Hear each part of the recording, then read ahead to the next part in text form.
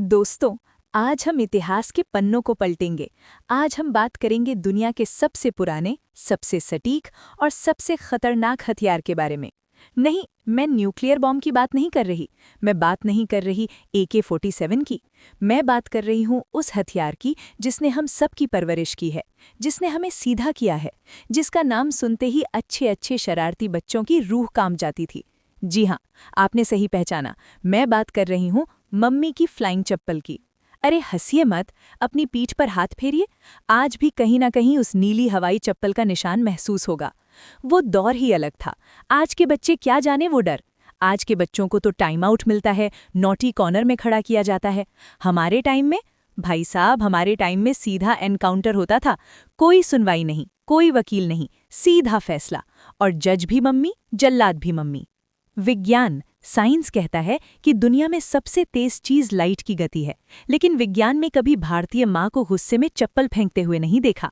अगर देखा होता तो न्यूटन अपनी किताबों में लिख जाता कि एक्शन और रिएक्शन से भी तेज अगर कुछ है तो वो है मम्मी की फेंकी हुई चप्पल। कभी आपने सोचा है कि मम्मी की चप्पल में ऐसी क्या खासियत थी? मुझे तो पक्का यकीन है कि नासा और इसरो की टेक्नोलॉजी वहीं से आई है, क्योंकि वो साधारण चप्पल नहीं थी, वो एक हीट सीकिंग मिसाइल थी। आप कमरे के किसी भी कोने में छुप जाओ, आप सोफे के पीछे हों, बेड के नीचे हों या दरवाजे के पीछे, मजाल है कि मम्मी का निशाना चूट जाए। याद करो वो मंजर। तुमने कुछ कांड किया। मान लो तुमने पानी की बोतल स्कूल में ही घुमा दी या पड़ोसी के घर का शीशा तोड़ दिया। तुम घर में घुसे, मम्मी को पता चल चुका है। माहौल में सन्नाटा है। मम्मी किचन में है। तुम्हें लगा बच गए। तुम दबे पांव चोरों की तरह अपने कमरे की तरफ बढ़ रहे हो। अभी तुम गैलरी के बीच में ही हो कि तभी एक हवा को चीरती हुई आवाज आती है। तुम मुड़कर देखते हो, लेकिन तब तक बहुत देर हो चुकी होती है। धड़ाम!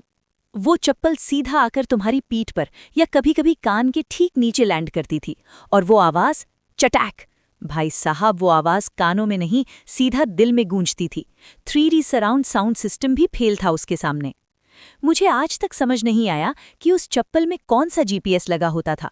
मतलब मम्मी रोटियां बेल रही हैं, उनकी पीठ हमारी तरफ है, फिर भी वो बिना देखे चप्पल फेंकती थी और वो चप्पल 90 डिग्री का टर्न लेकर सीधा हमारे एंकल पर लगती थी। ये फिजिक्स के किस नियम में आता है भाई?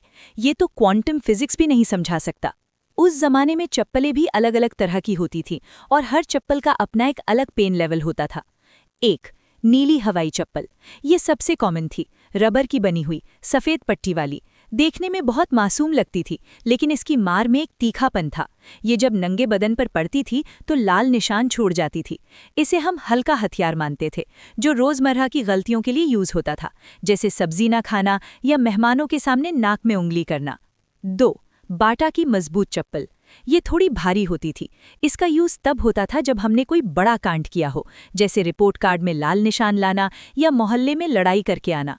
इसकी मार हड्डी तक महसूस होती थी। इसे खाने के बाद इंसान 2 मिनट तक सांस लेना भूल जाता था। 3, लेदर की सैंडल। ओहो, ये तो ब्रह्मास्त्र था। ये सिर्फ स्पेशल मौक़ों पर निकलती थी, जैसे शादी ब्याह में जाने से पहले अगर तुमने नए कपड़े गंदे कर दिए।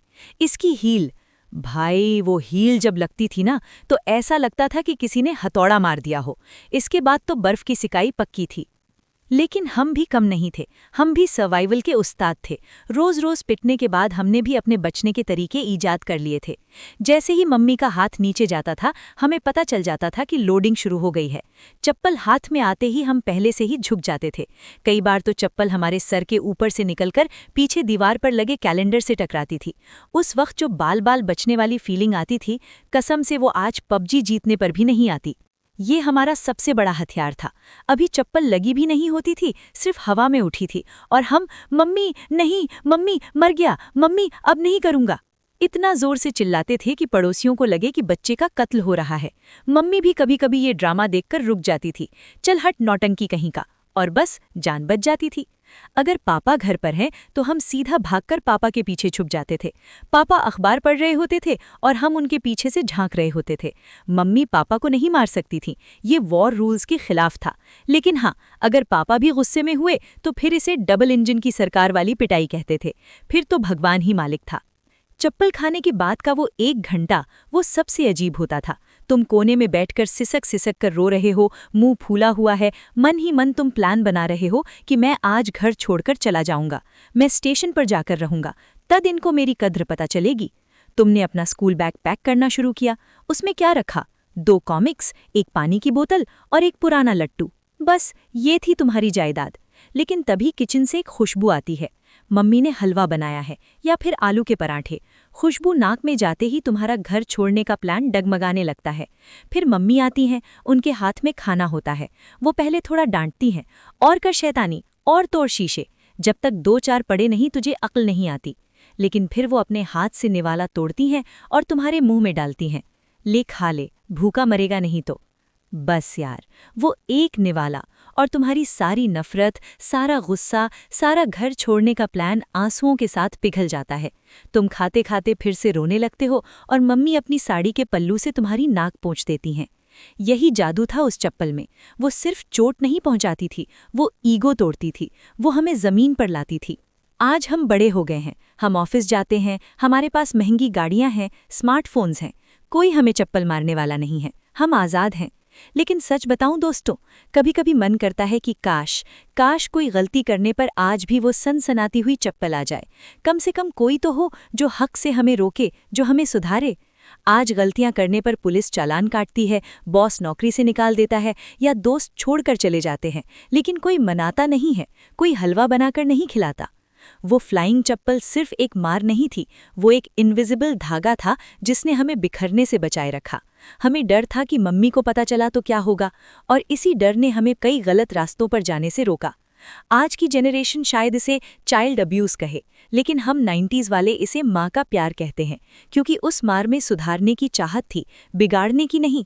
तो अगर आज आपके पास आपकी मम्मी है तो जाइए उनके पास। शायद अब वो चप्पल नहीं मारेंगी, क्योंकि अब उनके घुटनों में दर्द रहता है, उनका निशाना अब कमज़ोर हो गया है, लेकिन उनकी डांट में आज भी वही अपनापन है। और अगर आप घर से दूर हैं तो उन्हें फ़ोन कर लीजिए और हंसते हुए पूछिए, मम्मी वो नीली वाली चप्पल अभी भी है क्या? यकीन मानिए, उधर से आई उनकी हंसी आपके दिल के सारे घाव भर देगी। क्योंकि दोस्तों, सुपर हीरो के पास केप होती है, लेकिन भारतीय माँ के पास फ्लाइंग चप्पल होती है, और वो किसी भी सुपर हीरो से ज़्यादा पावरफुल है। तो दोस्तों, ये थी कहानी हम सबकी, आपकी और मेरी। अगर आपको भी अपनी मम्मी की कोई खास पिटाई याद आ गई हो तो नीचे कमेंट में ज़रूर बताना कि आपने कौन सी वाली खाई थी, लेदर, प्लास्टिक या बाटा। वीडियो को लाइक करो और अपनी मम्मी के साथ शेयर मत करना, वरना पुरानी यादें ताज़ा हो गईं तो आज फिर पड़ सकती है। मिलते हैं अगली वीडियो में, तब तक के लिए हेलमेट पहन कर रखो, क्या पता कब कहाँ से चप्पल आ जाए।